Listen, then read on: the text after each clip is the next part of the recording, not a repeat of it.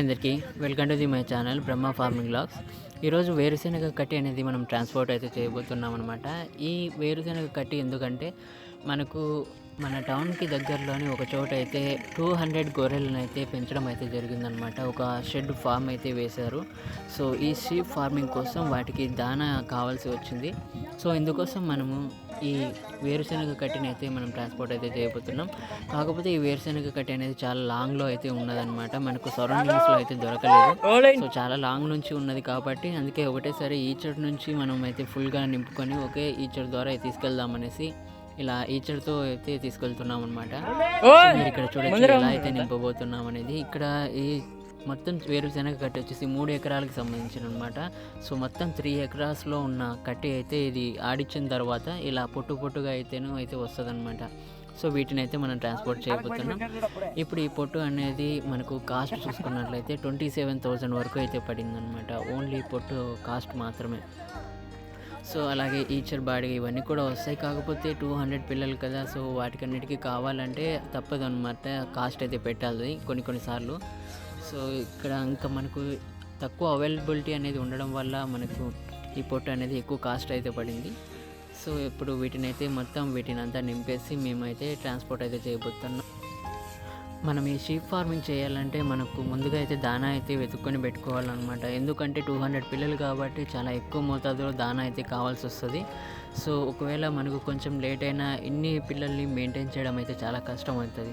So దానా అనేది మనకు చాలా ముఖ్యం అన్నమాట ఈ షీప్ ఫార్మింగ్లో. అలాగే ఈ షెడ్ వేయడానికి ఎంత ఖర్చు అయింది, అలాగే షెడ్ ఏ విధంగా వేశారు, షెడ్తో పాటు మనం ఏంటంటే అక్కడ షీప్ ఫార్మింగే కాకుండా మనకున్న అవైలబిలిటీని బట్టి మనం కింద అలాగే కోళ్ళను కూడా అయితే పెంచడం అయితే జరుగుతుందన్నమాట అక్కడ. సో అలా ఇది మొత్తం షెడ్ అంతా కూడా ఎలా ఉంది, ఎలా వేశారు, ఎలా వాటికి వాటర్ సప్లై కానీ దానా కానీ ఇవన్నీ వేస్తున్నారు అనేసి మనకు ఇంకా కొంచెం లాస్ట్ వరకు చూసినట్లయితే మీకు కంప్లీట్గా ఇన్ఫర్మేషన్ అయితే చూడవచ్చు. సో ఇప్పుడైతే మనం పొట్టంతా వేయడం అయితే జరిగిందనమాట. దీని మీద పట్ట అయితే కప్పుతున్నాం. ఎందుకంటే ఇది వెహికల్ వెళ్ళేటప్పుడు ఆ స్పీడ్కి ఇందులోని పొట్టు అంతా బయట బైక్ మీద వెళ్ళే వారికి మీద పడుకోకుండా ఉండడానికి సేఫ్టీ కోసం పట్ట కట్టాము.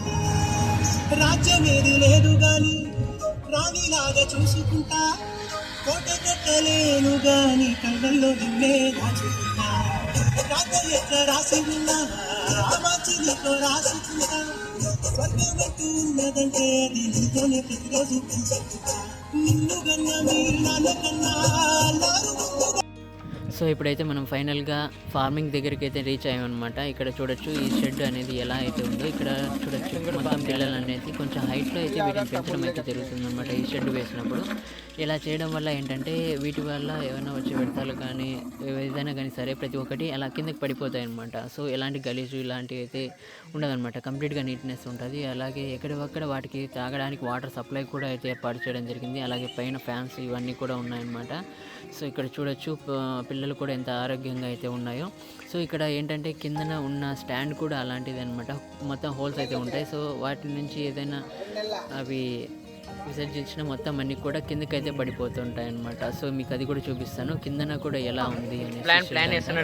సో ఇప్పుడు మనం కిందికైతే వెళ్ళిపోతున్నాం అనమాట. ఇక్కడ చూడొచ్చు పొట్టేలు పిల్లలు కూడా ఎంత ఆరోగ్యంగా అయితే ఉంటాయో.